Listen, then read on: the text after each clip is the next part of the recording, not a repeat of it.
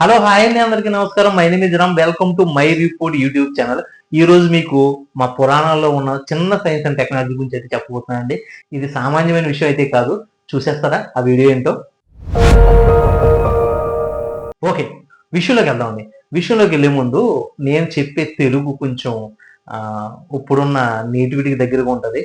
గ్రాంధికం నాకు అంత పెద్దగా రాదు కాబట్టి దయచేసి నన్ను క్షమించవలసిందిగా ప్రార్థన నా హిందూ సోదరులకి అండ్ నా ఈ వీడియోని చూసి ప్రేక్షకులు ఎవరైతే ఉన్నారో వాళ్ళందరికీ. ఓకే, విషయంలోకి వెళ్ళిపోతాం.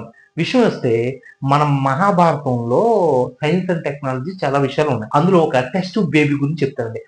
టెస్ట్ బేబీ అంటే మనకు గుర్తొచ్చేది గాంధారి గారు. కానీ గాంధారి గారు కాకుండా ఇంకొక వ్యక్తి ఉన్నారండి, ఆవిడ కుంతీదేవి గారు. కుంతీదేవి గారు ఎలాగా అంటారా? కుంతీదేవి గారికి 16 years ఉన్నప్పుడు ఆవిడ ఒక రాజకుమార్తె.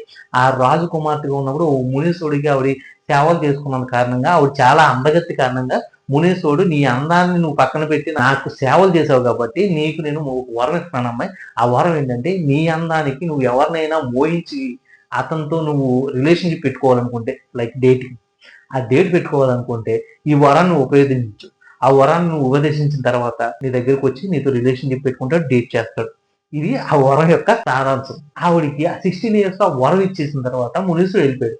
ఆవిడకి ఏంటంటే ఒకటే కుతూహలం, అదేంటంటే అసలు ఈ వరం పనిచేస్తుంది. కానీ ఆవిడ రోజు మార్నింగ్ కిటికీ తలుపులు ఓపెన్ చేయగానే ఆవిడకి మార్నింగ్ సూర్యుడు తన శక్తివంతమైన కాంతి కిరణాలతో ఆవిడకి స్వాగతం పలుకుతుంటాడు, గుడ్ మార్నింగ్ చెప్తున్నాడు.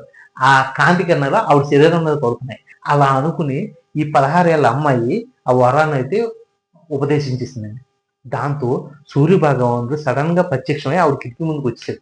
ఆ టైంలో ఆవిడ అలా స్టన్ అయిపోయి ఉన్నప్పుడు సూర్య భగవానుడు ఏం చేశాడంటే, నా నుండి నువ్వేం కోరుకుంటున్నావు అది నేను ప్రసాదించి వెళ్ళిపోతున్నా అని చెప్పి ఒక బిడ్డని ఇచ్చేసి, ఇతని పేరు కర్ణుడు, ఇతను నువ్వు పెంచి పోషించాలని చెప్పి వెళ్ళిపోయాడు. ఇప్పుడు ఈవిడ పరిస్థితి ఏంటంటే, ఆ బిడ్డను పెంచి పోషించాలి కాబట్టి ఈవిడికేమో పెళ్ళి అవ్వలేదు, ఇంట్లో తెలిస్తే ప్రాబ్లం అవుతుంది కాబట్టి ఆ బిడ్డని ఏదో బాక్స్ లో పెట్టి నదిలో వదిలేస్తారు, గంగా నదిలో.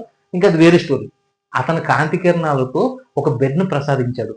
ఆ కాంతి కిరణాలు ఈవిడ గర్భసంచిలోకి వెళ్ళి ఒక బిడ్డ రూపంలో గర్భం దాల్చి ఆవిడ ప్రసవించింది. ఇది సైన్స్ అండ్ టెక్నాలజీ. దీంట్లో కాంతి కిరణాలు ఏదైతే ఉన్నాయో వాటిని ఈ కుంతీదేవి గారు ఎవరైతే ఉన్నారో ఆవిడ చేతిలో క్రోమోజోములుగా ఒడిసిపెట్టి క్రోమోజోములు ఒక పిండంగా మారినాయి. అంటే కాంతి కిరణాలు క్రోమోజోములు అవడం ఏంటి, అవి ఒక పిండంగా మారడం ఏంటి, అవి ఒక మామూలు నార్మల్ మనిషిలో అవి పిండంగా మారి అది ఒక బేబీ అయ్యి ఆ బేబీ డెలివరీ అయితే అతనే కర్ణుడు. ఆ కర్ణుడికి కవచకుండాలు అవి ఉన్నాయంటారు. మన జీవకోటి ప్రకృతి అంతా కూడా సూర్య భగవానుడి వల్లే రన్ అవుతుంది. అందులో మొక్కలు ఏదైతే ఉన్నాయో ఆ ఆకులు సూర్యరశ్మిని పీల్చి దాని ద్వారా అవి ప్రత్యుత్పత్తి చెంది కాయలు ఫలము ఇస్తాయి. ఈ విషయం మీకు అర్థమైంది కదా? అందులో ఒక యాపిల్ తీసుకోండి, అరటిపండు తీసుకోండి, ఒక మ్యాంగో తీసుకోండి, ఫ్రూట్ అయినా తీసుకున్నప్పుడు ఆ ఫ్రూట్ కి చుట్టూ ఒక కవచం ఉంటుంది. ఎందుకంటే బ్యాక్టీరియా పట్టకుండా, లేకపోతే ప్రొడక్ట్ అంటే వర్షం కురిసినప్పుడు గుజ్జు పాడవకుండా, ఇలాగా ప్రొడక్ట్ కి మీకు ఎప్పుడైనా ఒక తొక్క అనేది ఏర్పడిందా? అయితే ఈ సూర్యరశ్మిని తీసుకుని ఒక మొక్క ఎలాగైతే అయిందో అలాగే మన కుంతీదేవి గారు సూర్యరశ్మిని క్రోమోజోములుగా మార్చుకుని ప్రత్యుత్పత్తి చేసుకుని తన గర్భంలో పెట్టుకుంది. ఓకే, దాన్ని డెలివరీ చేస్తే కర్ణుడు కవచకుండలతో పుట్టాడు. అంటే ఒక యాపిల్ పుట్టింది అనుకోండి, ఆ యాపిల్కి కవచకుండలం ఏంటి, చుట్టూ ఉన్న తొక్క, అదే ప్రొడక్ట్ లేయర్. ఇలాగే ఈ కర్ణుడికి కూడా ఈ బాడీలో ఉన్న ఈ కవచకుండలు ఏదైతే ఉన్నాయో అవి ప్రొడక్ట్ లేయర్. ఈ థియరీ అర్థమైంది కదా? అలా కూడా భూమి మీద మనుషులు, ఓకే, సూర్య భగవాన్ని, వాయు భగవాన్ని, అలాగే నిప్పు, నీరు, ఆ ప్రతి ఏదైతే ఉన్నాయో పంచభూతాలు వాటి నుంచి కూడా మనుషులకి జన్మం ఇచ్చారు అనే విషయం మీకు ఎంతమందికి తెలుసు?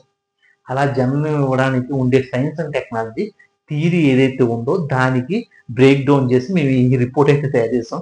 ఇది మీకు అర్థమైందని మేము అనుకుంటున్నాం. ఓకే, ఇది మీకు ఇమేజ్ల రూపంలో చూపించాలని మేము ఎంత ఏ టెక్నాలజీని ఇచ్చేది ఇమేజ్లు అయితే తయారు చేస్తాము. దయచేసి ఇది మీరు గమనించవలసిందిగా ప్రయత్నం. ఈ విషయం మీకు అర్థమైంది కదండి. ఇక కుంతీదేవి గారి తర్వాత యమధర్మరాజు చేత ధర్మరాజు గారిని, ఇంద్రుడి చేత అర్జునుడిని, ఓకే, వాయుదేవుడి చేత భీముడిని, అలాగా నక్షత్రాల చేత నకుల సహదేవుల్ని పుట్టించుకున్నారు. అది వేరే విషయం. కానీ అందులో కూడా సైన్స్ అండ్ టెక్నాలజీ దాగుంది. ఈ వీడియో లాంగ్ అయిపోద్ది కాబట్టి అవి వేరే పార్ట్ చెప్తాను. కానీ ఈ విషయం మీకు అర్థమైందని నేను అనుకుంటున్నానండి. ఈ విషయం మీకు అర్థమై ఉంటే దయచేసి please like and share and subscribe అండి. ఓకే, ఇలాంటి మంచి మంచి వీడియోలు చేయడానికి నన్ను సపోర్ట్ చేయవలసిందిగా కోరుతున్నాను. ఓకే.